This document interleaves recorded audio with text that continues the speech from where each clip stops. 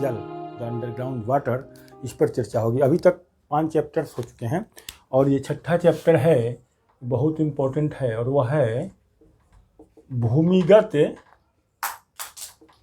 जल, the underground water. बहुत important चीज़ है अंडरग्राउंड वाटर। धरातल पर हम लोग हैं और धरातल के नीचे जो वाटर हैं वो कैसे वाटर हैं और कितनी मात्रा में हैं और उसका क्या इम्पोर्टेंस है, और इससे बहुत सारा जो टर्म है इसके बारे में जानना है। पहले आए इसके बारे में जो इम्पोर्टेंट टर्म है और इसकी व्याख्या जब हो जाएगी तो फिर इसके बारे में सब कुछ आपको समझ में आ जाएगी। आइए पहले इसके बारे में जो चर्चा होगी, सबसे पहला जो चर्चा होगी वो अंडरग्राउंड वाटर, भूमिगत जल। भूमिगत जल वर्षा जो होती है या पिघले हुए बर्फ, वर्षा होना या बर्फ जो पिघला हुआ बर्फ का जो कुछ अंश होता है, उसका जो कुछ पार्ट होता है, वह न तो वाष्पीकृत होकर ऊपर जाता है, न ही धरातल पर वह बहता है। उसका कुछ भाग रिस करके, परकुलेट करके जो धरातल के नीचे चला जाता है वही भूमिगत जल होता है। रिस कर, परकुलेट करके पानी जो धरातल से नीचे चला जाता है वही भूमिगत जल कहलाता है। और भूमिगत जल वह रिश्ता है, और आपको पहले ही बताया था कि धरातल पर ऊपर में जितना चट्टान है उससे अधिक चट्टान धरातल के नीचे है, और उस चट्टान के अंदर में जो पार्ट है क्षैतिज रूप से उसमें बहुत सारे पोर्स होते हैं, और उस पोर्स जब बड़ा होगा तो पानी के रिसने का दर भी अधिक होगा। तो इस पर बहुत सारा जो टर्म है इस पर पहले चर्चा करें। सबसे पहला तो अंडरग्राउंड वाटर की बात हो गई। उसके बाद जो धरती के नीचे जो चट्टान है उसमें फर्स्ट जो टर्म आपको समझना है वह है पोरोसिटी। पोरोसिटी को कहते हैं सरंध्रता। पोर्स का आकार जो बड़ा होगा, बाद में समझा देते हैं, पहले दिया जाए पोरोसिटी। दूसरा जो टर्म को समझना है वह है परमिएबिलिटी, PERMEABILITY। यह है पारगम्यता। पारगम्यता, इसमें वाटर जो है परकोलेट हो रहा है। सरंध्रता में वाटर परकोलेट का रिस रहा है, रिसकर जो पानी नीचे जा रहा है वो भूमिगत जल तो है, लेकिन पोर्स का आकार अगर बड़ा है तो पानी अधिक मात्रा में रिसेगा। पोर्स का आकार, पोर माने छिद्र का आकार अगर छोटा है तो पानी कम रिसेगा। तो पानी के रिसने की जो प्रॉपर्टी है, गुण है, वह है पोरोसिटी कहलाता है। चट्टानों में पोरोसिटी जो होता है, जो उसका आकार अगर बड़ा है तो उसके प्रॉपर्टी के चलते पानी के रिसने की मात्रा अधिक होगी। अगर वह कम है, अधिक है तो अधिक रिसेगा, कम है तो कम रिसेगा। तो ये पोरोसिटी हो गया। चट्टानों की सरंध्रता एक प्रॉपर्टी है जिसके चलते पानी रिस रहा है। और चट्टान की दूसरी जो प्रॉपर्टी है, गुण है, वह है permeability, flow of water. Flow of water, पानी का फ्लोइंग जो है, धरती के धरातल के नीचे जो पानी का जो बहाव हो रहा है वह है पारगम्यता। तो दो टर्म बहुत इंपॉर्टेंट हो गया। और तीसरा टर्म जो देखा जाए वह है, ये आपको हो गया तीसरा टर्म जो नीचे है वह बहुत इंपॉर्टेंट है, वह है एक्वीफर। एक्वीफर, इसको कहते हैं जलधारक चट्टान। जलधारक चट्टान, ये भी बहुत इंपॉर्टेंट है। Water bearing rock. एक्वीफर जो होता है वो होता है वाटर वियरिंग रॉक। जो जलधारक चट्टान है उसको वाटर वियरिंग रॉक कहते हैं। पारगम्य और सरंध्र, पारगम जो वाटर फ्लो हो रहा है और सरंध्र जो वाटर रिस रहा है। और पारगम और सरंध्र चट्टान जो जितना भूमिगत जल को रखता है उसे वाटर टेबल कहते हैं। उसको वाटर टेबल तो खैर नीचे से ऊपर का है ही, उसे पारगम्य, पारगम्यता कहिए। पारगम्य जो वाटर फ्लो हो रहा है वह सरंध्र जो पोरोसिटी है उसको, उसमें जितना वाटर धरती के नीचे है उसको कहते हैं zone of saturation. Zone of saturation, zone of saturation कहिए, जोन ऑफ संतृप्त वाटर। धरती के नीचे जो चट्टान में वाटर जो संतृप्त मात्रा में है, भरपूर मात्रा में है, उसको जोन ऑफ सैचुरेशन कहते हैं। तो ये भी बहुत इंपॉर्टेंट हो गया। पोरोसिटी समझना है, परमिएबिलिटी समझ में आ गया, ये सरंध्रता है, ये वाटर जो फ्लो कर रहा है धरती के नीचे चट्टानों में, ये पारगम्यता है, ये जलधारक चट्टान हो गए, जोन ऑफ सैचुरेशन हो गया। तो वाटर टेबल धरती के नीचे, धरातल से धरती के नीचे जो अधिकतम दूरी में जो वाटर है उसको कहते हैं वाटर टेबल, उसको कहते हैं वाटर टेबल कहा जाता है। कुछ टर्म है जिसके बारे में इसे समझ लेना है, और इस टर्म को समझने के बाद इस पर जो महत्वपूर्ण प्रश्न है ये भी जानना जरूरी है। प्रश्न उत्तर भी जल्दी में आपको करा दिया जाएगा। तो पोरोसिटी हो गया, परमिलिटी हो गया, कीफर हो गया, और पारगम और सरंध्र चट्टानों के बीच में जो अधिकतम मात्रा में पानी जो जमा होता है उसको जोन ऑफ सैचुरेशन कहते हैं। वाटर टेबल भी हो गया। उसके बाद एक होता है जोन ऑफ इंटरमीडिएट सैचुरेशन, वो अस्थाई संतृप्त वाटर है। वो अस्थाई अलग होता है, एक अस्थाई होता है। अस्थाई संतृप्त को जोन ऑफ इंटरमीडिएट सैचुरेशन भी कहते हैं। जो इस पर प्रश्न जब आएंगे तो उसकी और व्याख्या हो जाएगा। जोन ऑफ इंटरमीडिएट सैचुरेशन, ये सब टर्म है। इस चैप्टर्स पे कुछ टर्म को समझ लेना है, क्योंकि धरातल के नीचे का जो वाटर है वो रॉक्स के अंदर है। इस टर्म्स को अगर आप समझ जाएंगे तो इसके प्रश्न उत्तर बहुत आसानी से आपको बन जाएंगे। इसके बाद जो इम्पोर्टेंट है, जो मोस्ट इम्पोर्टेंट है, वह है वेल और आर्टिजन वेल। कुआं कूप है तो देखिए वेल तो है ही, वेल, और एक देखिए आर्टिजियन वेल। अभी दोनों के बारे में बताएंगे कि वेल क्या होता है और आर्टिजियन वेल क्या होता है। ARTESIAN, आर्टिजियन वेल, ये कूप हो गया, कुआं हो गया। तो ये वेल जो है ये मैन मेड है। मनुष्य जो है धरातल पर कुछ ऐसा छेद करता है और धरातल के नीचे का जो संतृप्त वाटर है, जोन ऑफ सैचुरेशन का वाटर है, उसके उपयोग के लिए, सिंचाई के लिए या पीने के लिए जो आप धरती के नीचे से पानी निकालते हैं वह कूप हो गया, कुआं हो गया, ये मैन मेड है। और आर्टिजियन वेल को हिंदी में कहा जाता है उत्सृत कूप, आर्टिजियन वेल। यह एक प्राकृतिक छेद है, यह एक ऐसा नेचुरल होल है जिसमें धरती की आंतरिक दबाव से स्वतः पानी ऊपर निकलते जाता है। यह उसको कहते हैं आर्टिजियन वेल। संसार का एक पार्ट ऐसा है जहां सबसे बड़े क्षेत्र में आर्टिजियन वेल पाया जाता है, वह है ऑस्ट्रेलिया के मध्य पूर्व भाग में। करीब 15 लाख वर्ग किलोमीटर क्षेत्र में, करीब 15 लाख वर्ग किलोमीटर क्षेत्र में यह उत्सुत कूप पाए जाते हैं। ये बहुत इंपॉर्टेंट है। पूछा जाता है कि संसार में सबसे अधिक उत्सुत कूप कहाँ पाए जाते हैं, तो वह ऑस्ट्रेलिया में पाया जाता है। करीब 15 लाख वर्ग किलोमीटर क्षेत्र में आर्टिजियन वेल पाए जाते हैं। अगला जो टर्म है वो इम्पोर्टेंट टर्म है, और वो भी है जो आप जान जाए, वो है स्प्रिंग। इसको झरना कहते हैं, या गीजर, ये गर्म जल का सोता है। स्प्रिंग या गीजर, ये भी धरती के नीचे का जो गर्म जल हैं वे भापीय दाब के चलते या जलीय दाब के चलते अंदर से जो पानी ऊपर की ओर निकलते रहता है, तो गर्म जल के सोता गीजर्स हैं। संसार के कुछ ऐसे क्षेत्र हैं जहाँ पर गर्म जल के सोते विशेष रूप से पाए जाते हैं। उसमें 3 क्षेत्र आता है। आइसलैंड का क्षेत्र आता है, और अमेरिका के रॉकी पर्वतमाला का जो क्षेत्र है उस पर जो है गीजर्स बहुत अधिक मात्रा में पाया जाता है, और न्यूजीलैंड का उत्तरी द्वीप में गीजर्स बहुत अधिक मात्रा में पाए जाते हैं। तो ये जो टर्म है भूमिगत जल का, ये बहुत इंपॉर्टेंट है। अगर इस टर्म को आप समझ गए कि चट्टानों में पोर्स के चलते सरंध्रता होती है, और उस पोर्स में जब बड़ा छिद्र होगा तो पानी ज़्यादा पर्कुलेट करेगा, कम होगा तो कम होगा, और धरती के अंदर पानी अंदर जो बहता है उसको परमिलिटी कहते हैं। एक कीपर जलधारक चट्टान को कहते हैं। इस तरह जोन ऑफ सैचुरेशन भी बता दिया गया।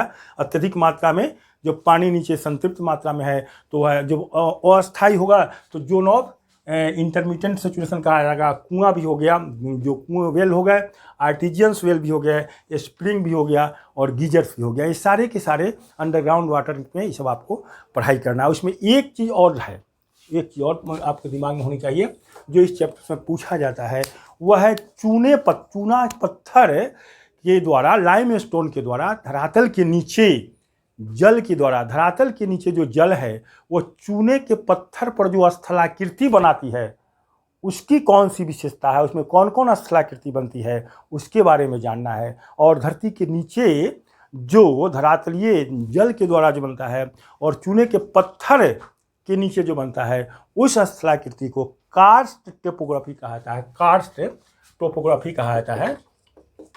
कार्स्ट टोपोग्राफी कहिए, स्थलाकृति कहिए हिंदी में, कार्स्ट स्थलाकृति की ERST, कार्स्ट टोपोग्राफी। इसकी कुछ विशेषताएं हैं। कार्स्ट टोपोग्राफी के अंतर्गत घोल रंध्र, विलय रंध्र और कंदराएं, सिंक होल, स्वैलो होल और कैवर्न्स बनते हैं। सिंक होल जो होता है वह कीप के आकार का होता है। वो जो कैसा होता है, कीप के आकार के। भारत में मेघालय वाला जो क्षेत्र है उसमें सिंक होल बहुत सारे पाए जाते हैं, और अमेरिका की केंटकी में तो 60,000 से भी अधिक कीप होल पाए जाते हैं। दूसरा है स्वैलो होल, वो तो इतना बड़ा होता है, वह सिलिंड्रिकल होता है, बेलनाकार होता है, और उसमें तो कभी कभी नदियाँ ही उसमें नदियाँ उसमें प्रवेश कर जाती है, हालांकि आगे चल कर के नदियाँ फिर बाहर निकल जाती है। स्वैलो होल होता है। और एक होता है जो बड़ी गुफा होता है, उसको कंदरा कहते हैं, अंग्रेजी में कैवर्न कहते हैं। ये बहुत इंपॉर्टेंट है कि चूने के पत्थर के नीचे धरातलीय जल जो स्थलाकृति बनाती है उसको कास्ट टोपोग्राफी कहते हैं। उसके अंतर्गत 3 होता है, घोलरंध्र, विलयरंध्र और कंदराएं, और बड़ी गुफा को कंदराएं कहते हैं। इसमें एक चीज़ जानना बहुत जरूरी है, वह है कंदरा जो होती है, बड़ी गुफा को कंदरा कहते हैं। तो उसमें एक चीज़ आपको जाना चाहिए, एक चित्र ऐसे बना देते हैं और उसमें ये चट्टान है, इसे ऐसे कर दिया जाए और इस चट्टान को इस तरह से है, तो ऊपर से चट्टान के ऊपर से रिस करके जो चट्टान पानी धरातल के नीचे ऐसे रिस रहा है, रिसने से जो जल रिस रहा है ऊपर से, तो पानी जब नीचे रिस रहा है तो उसमें चूने का अंश भी जा रहा है। पानी जो ऊपर से नीचे रहा है और चूने का अंश है, तो पानी तो वाष्पीकृत हो जाता है और चूने का अंश यहाँ जमा हो जाता है, और इस तरह से चूने का अंश जमा होते होते यह कठोर रूप धारण कर लेता है। और ये पानी चूने के बाद जो यहाँ गिरा तो यहाँ भी चूने का अंश आ जाता है। तो ये चूने का अंश जो है, यहाँ चूना कुछ जमा हो गया, यहाँ जो चूना जमा हो गया और इससे भी यहाँ पानी वाष्पीकृत हो गया, और ये चीज़ कठोर ठोस निर्माण करता है। धीरे धीरे ये ऊपर से आता है और ये नीचे से आता है। तो ऊपर से लटकने वाला, कंदराओं में ऊपर से लटकने वाला जो नुकीली आकृति होती है उसको स्टेलेक्टाइट कहते हैं। ये बहुत इंपॉर्टेंट है, इसका टर्म क्या होता है, स्टेलेक्टाइट। ये पूछा जाता है कि धरातल के नीचे कार्स्ट टोपोग्राफी में, कंदराओं में जो ऊपर से नुकीली आकृति जो लटकी हुई नजर आती है उसका नोमेनक्लेचर क्या होता है। और वो पानी रिसने के बाद, नीचे पानी रिस गया तो पानी तो वाष्पीकृत हो जाता है, लेकिन चूने का अंश बच जाता है, वो कठोर ठोस रूप धारण कर लेता है। तो नीचे से जो ऊपर की ओर आता है और ऊपर से जो नीचे की ओर आते हैं, तो ऊपर से जो लटकने वाली है उसको स्टेलेक्टाइट कहते हैं, और नीचे से जो ऊपर उठने वाली है उसको स्टैलेग्माइट कहते हैं। स्टैलेग्माइट, यहाँ है स्टैलेक्टाइट और यहाँ है स्टेलेग्माइट। ये बहुत इंपॉर्टेंट है। तो कास्ट टोपोग्राफी में ये सारे जो टर्म है, और इसके बाद ऐसा होता है कि ये दोनों ऐसे मिल जाते हैं, तो एक यहाँ से यहाँ तक जब इस तरह से मिल जाते हैं तो उसको क्या कहते हैं, स्तंभ या पिलर कहते हैं। इसको क्या कहते हैं, स्तंभ या पिलर कहते हैं। तो इस चैप्टर से, बहुत छोटा चैप्टर है, कि धरातलीय जल, धरातल के ऊपर जो जल है, धरातल के नीचे के जल के बारे में होता है, ऊपर का तो जल है ही। तो आपको पहले ही बताए थे कि पृथ्वी एक स्फेरिकल जो बॉडी है उसमें करीब 71% तो वाटर है, 71% वाटर है, तो 29% लैंड है, तो 71% वाटर है। तो वर्षा का जल, इसमें एक चीज़ और जानना है, एक जल चक्र के बारे में जानिए। हाइड्रोलॉजिकल जो साइकिल है उसको जल चक्र कहते हैं। कैसे वर्षा का जल जो समुद्र से उत्पन्न होता है पुनः समुद्र में ही चला जाता है, यहाँ का पानी ऊपर और ऊपर का पानी नीचे। This is the hydrological cycle, जल चक्र कहते हैं। अब देखा जाए, जैसे मान लीजिए 71% वाटर बॉडी है, यहाँ 29% लैंड है, और यह लैंड क्या है, चट्टानों से बना हुआ है, और चट्टान में आपस में छिद्र है। तो यहाँ जैसे यहाँ पर अगर सूर्य है, इवापोरेशन के लिए अगर यहाँ से हुआ तो ये पानी, वर्षा का जल समुद्र से उत्पन्न होता है, मेन तो समुद्र है, 71% पानी है। तो यहाँ का पानी ऊपर गया और ऊपर का पानी फिर घनीभूत होकर के वर्षा के रूप में यहाँ पर भी गिरा और यहाँ पर भी गिरा, और यहाँ कुछ भाग तो वाष्पीकृत होकर फिर ऊपर चला जाता है, और कुछ भाग रिस करके चट्टानों के माध्यम से वह फिर नीचे समुद्र में ही चला जाता है। तो वर्षा का जल जो समुद्र से उत्पन्न होता है फिर समुद्र में ही पहुंच जाता है, यह जल चक्र होता है। इसको हाइड्रोलॉजिकल साइकिल कहते हैं। तो इस चैप्टर में मूलतया आपको यही जानना है कि कैसे वर्षा का जल ऊपर जाता है और फिर वह जो तो वाटर बॉडीज पर भी गिर रहा है और लैंड बॉडी पर भी गिर रहा है, और लैंड बॉडी जो बने हुए हैं चट्टानों से बने हुए हैं, और चट्टानों के अंदर पोर्स हैं, छिद्र हैं, और उस छिद्र के माध्यम से फिर पानी वो समुद्र में ही चला जाता है। तो नीचे का पानी ऊपर और ऊपर का पानी नीचे, इसी को जल चक्र कहते हैं। इसमें कुछ टर्म जो समझना था जो समझ गए, सरंध्रता समझ गए, पारगम्यता समझ गए, जलधारक चट्टान समझ गए, और पारगम्य और सरंध्र चट्टानों के बीच जो वाटर पर्याप्त मात्रा में पाया जाता है उसको जोन ऑफ सैचुरेशन कहते हैं। आज जहाँ पर्याप्त मात्रा में नहीं पाया जाता है उसको जोन ऑफ इंटरमीडिएट सैचुरेशन कहते हैं, जो अस्थायी संतृप्त स्तर होता है। उसके बाद धरती के नीचे जो वेल्स हैं, जो धरती के नीचे नहीं, धरती के नीचे तो जल है, और हम लोग उसको मैन मेड जो कुछ कुआं वगैरह जो खोद लेते हैं उपयोग के लिए, चाहे सिंचाई के लिए चाहे पीने के लिए, वो खोल हुआ। आज जो गॉड मेड है, नेचुरल मेड है, नेचर्स ने कुछ ऐसा किया है कि धरती के अंतर से जलीय दबाव ऐसे के चलते धरती के नीचे का जल जो स्वतः स्पॉन्टेनियसली स्वतः जो जल ऊपर फूटते रहता है वो जो होता है उसको उत्सुत कूप कहते हैं। और संसार में सबसे अधिक उत्सुत कूप ऑस्ट्रेलिया के मध्य पूर्व भाग में है, और वह 15 लाख है वर्ग किलोमीटर, 15 लाख वर्ग किलोमीटर क्षेत्र में उत्सुत कूप है। उसके बाद गीजर्स के बारे में भी बता दिया गया। संसार के कुछ क्षेत्र ऐसे हैं, खासकर आश्रम अमेरिका में, अमेरिका का येलोस्टोन पार्क का ओल्ड फेथफुल गीजर जो प्रत्येक 65 मिनट पर वह फूट जाता है, वो नेचुरल रहता है। प्रत्येक 65 मिनट के अंतराल पर वह फूट करके निकलता है, जल जो है ऊपर की ओर निकलते रहता है। भारत में भी कुछ ऐसे जगह हैं जहाँ हॉट स्प्रिंग भी है और कोल्ड स्प्रिंग भी है, गर्म जल के भी झरने हैं और ठंडे जल के भी झरने हैं। यह सब नेचुरल है, नेचर्स ने ऐसा बनाया कि धरती के अंदर का जल स्वतः स्पॉन्टेनियसली जो फूट के ऊपर निकल जाता है वो जो है गीजर है, स्प्रिंग है, आदि आदि। तो इस भूमिगत जल में मूलतः यही करना है। और साथ साथ कास्ट टोपोग्राफी में जो घोल रंध्र है, बिला रंध्र है और जो बड़ी गुफाएं हैं उसको कैवर्न कहते हैं। और उसके अंदर जो स्थलाकृतियाँ बनती है, जो रुस कर पानी गिरता है, और पानी के गिरने के दौरान चूने का भी कुछ अंश बच जाता है, तो पानी का तो वाष्पीकृत हो जाता है और चूने का धीरे धीरे कठोर रूप धारण कर लेता है। तो ऊपर से जो लटक रहा है उसको कहते हैं स्टेलेक्टाइट, और नीचे वाला जो अंश ऊपर जा रहा है उसको होता है स्टेलेग्माइट। और स्टेलेक्टाइट ऊपर से लटकने वाली और नीचे से ऊपर की ओर जाने वाली, दोनों का नोमेनक्लेचर अलग है। और स्टेलेक्टाइट और स्टेलेग्माइट अगर दोनों मिल जाता है तो उसको कहते हैं पिलर या स्तंभ। तो इस चैप्टर्स में मूलतः बात यही है। इससे जो कुछ प्रश्न है, क्योंकि बहुत छोटा है चैप्टर्स, तो इसका क्वेश्चन आंसर भी जल्दी से, जो बातें अभी चर्चा हुई है उसका क्वेश्चन आंसर भी हो जाए तो और इम्पोर्टेंट हो जाए। आइए देखते हैं। इसमें पहला क्वेश्चन अक्सर आता है कि भूमिगत जल जो अंडरग्राउंड वाटर है, मृदा संस्तर, मृदा का जो संस्तर जो आपको प्रोफाइल ऑफ सॉइल बताए थे 3 मेनली है, उसमें सबसे ऊपर में सॉइल है, सब सॉइल है और उसके नीचे में बेड रॉक है। तो मृदा संस्तर के किस भाग में मुख्यतः पाया जाता है? क्योंकि पानी जो पर्कुलेट कर रहा है और मिट्टी जो बना है चट्टानों के टूटने से बना है, उसके सॉइल प्रोफाइल्स में 3 पहले आप पढ़ लिए हैं।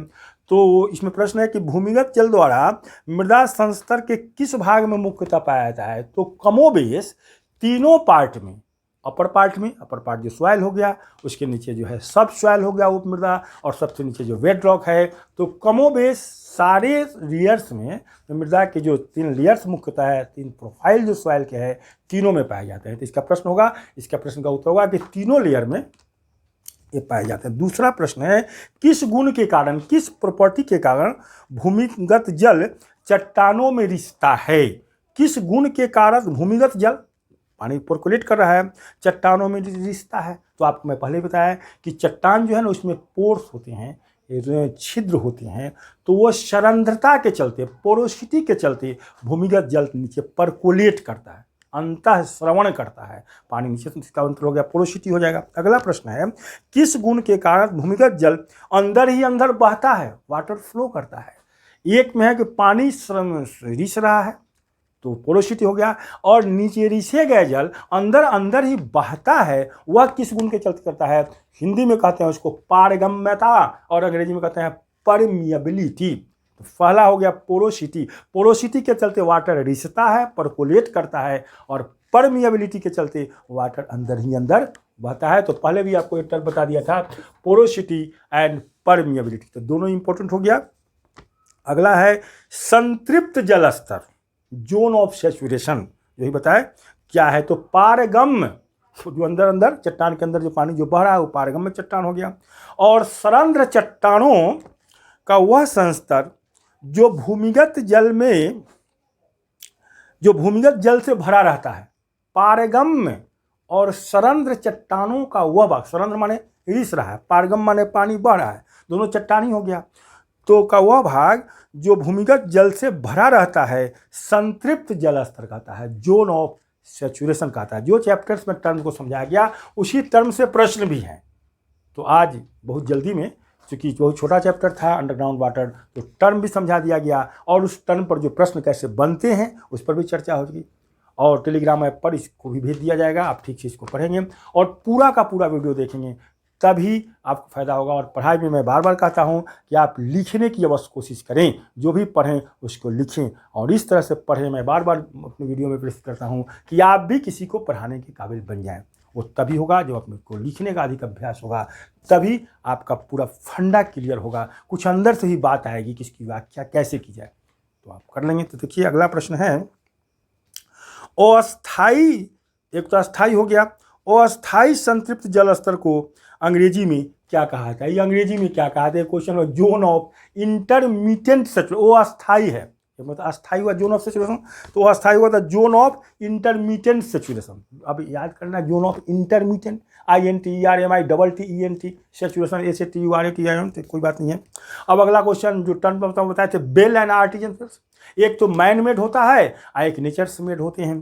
तो बेल कुआं और सुर कुआं का आशय क्या है? तो एक मैन मेड है, मनुष्य अपने उपयोग के लिए या पीने के लिए या सिंचाई के लिए जो छेद कर लेता है धरातल पर, और नीचे से जो जोन ऑफ सैचुरेशन से जो वाटर को हम निकालते हैं वो वेल है, कुआं है। और जो स्पॉन्टेनियसली धरती के नीचे से पानी ऊपर की ओर आ रहा है वह आर्टिजियंस वेल है, वह उत्सुत कूप है।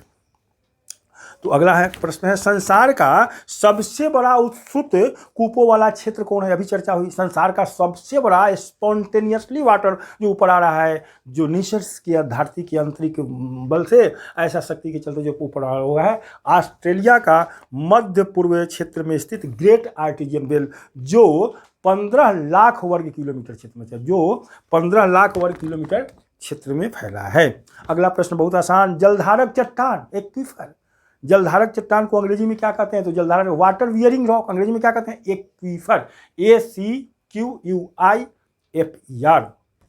जलधारक को अंग्रेजी में क्या कहते हैं तथा इसका आशय क्या है? यह है इसका आशय क्या है?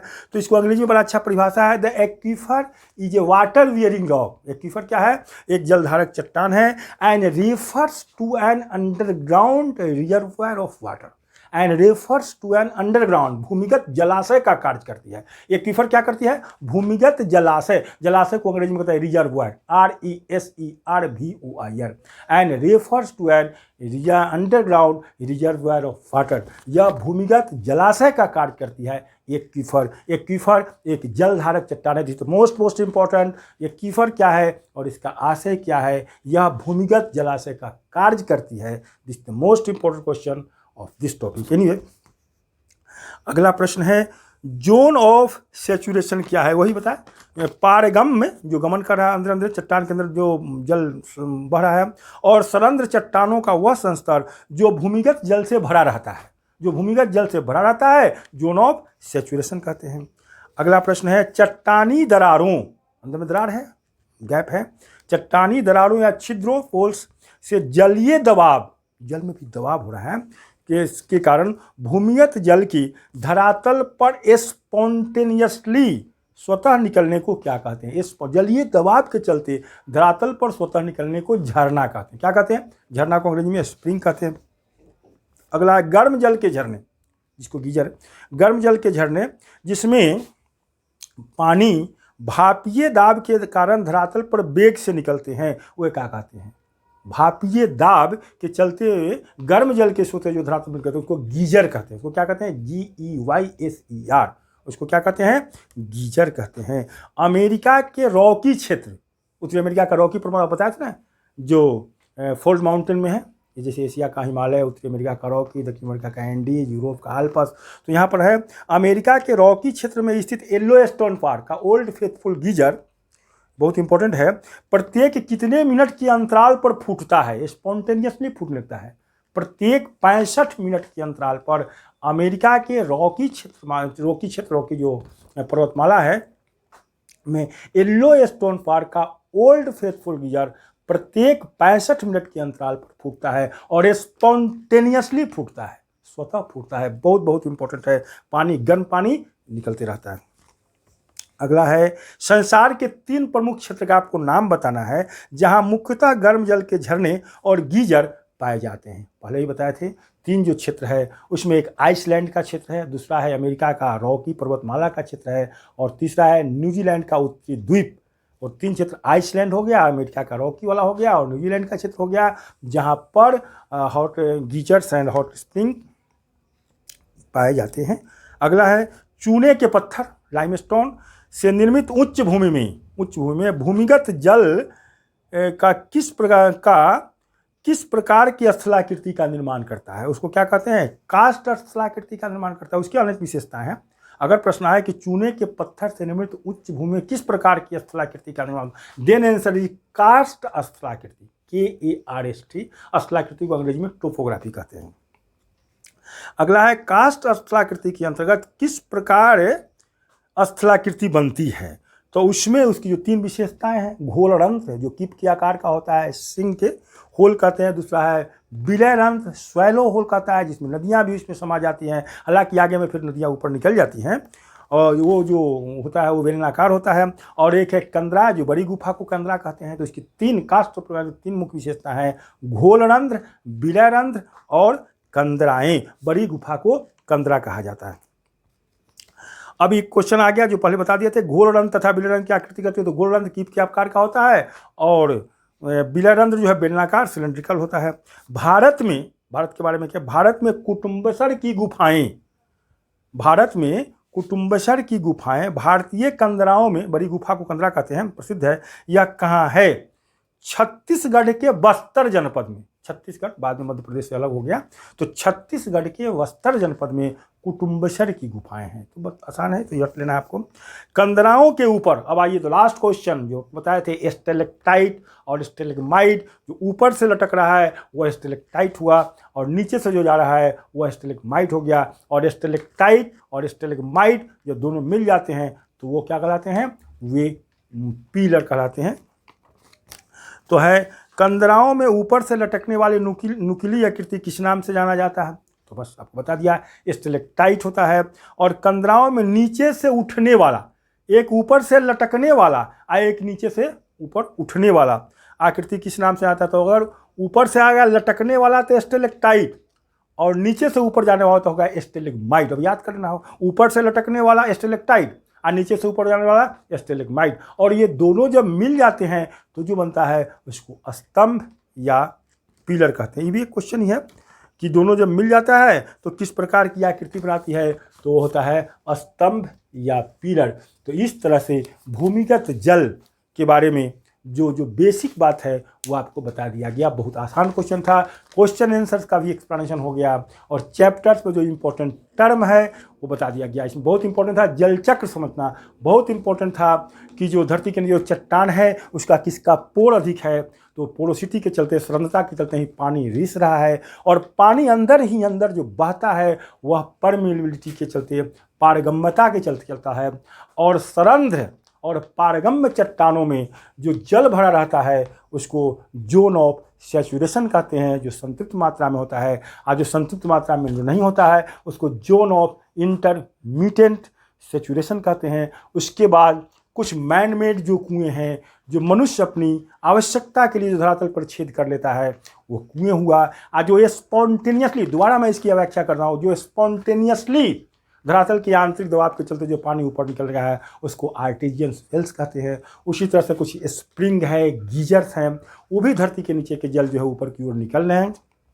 कुछ जगह पर गीजर्स अमेरिका वगैरह में ऐसे है जो प्रत्येक 65 मिनट के अंतराल पर वह फूट रहता है, वह गर्म जल का सोता होता। दोबारा इसकी व्याख्या में कर दिया, ऊपर का हो गया। और उसके बाद भूमिगत जल द्वारा जो चूने के पत्थर है का जो उच्च भूमि है उसके अंदर में जो जल, भूमिगत जल द्वारा जो स्थलाकृति बनाता है उसमें कौन कौन होता है? उसमें मेनली होता है सिंक होल, विलयरंध्र उसके बाद होता है स्वैलो होल, जो बेलनाकार होता है, एक बिला रंध्र हो गया, ये वो घोल रंध्र हो गया। पहला घोल रंध्र होता है जो कीप जैसा होता है, और बिला रंध्र बेलनाकार सिलेंड्रिकल होता है, और बड़ी गुफा को कंदरा कहते हैं। और उन कंदराओं में जो बड़ी गुफा है, ऊपर से जो पानी टपकता रहता है उसमें चूने का अंश भी गिर जाता है, तो पानी तो वाष्पीकृत हो जाता है और चूना का अंश बच जाता है, वह चट्टान जैसा हो जाता है। तो ऊपर से जो लटकने वाला होता है उसको स्टेलेक्टाइट कहते हैं, और जो नीचे का अंश होता है उसको स्टेलेग्माइट कहते हैं। और स्टेलेक्टाइट और स्टेलेक्टाइट जब मिल जाता है तो उसको पिलर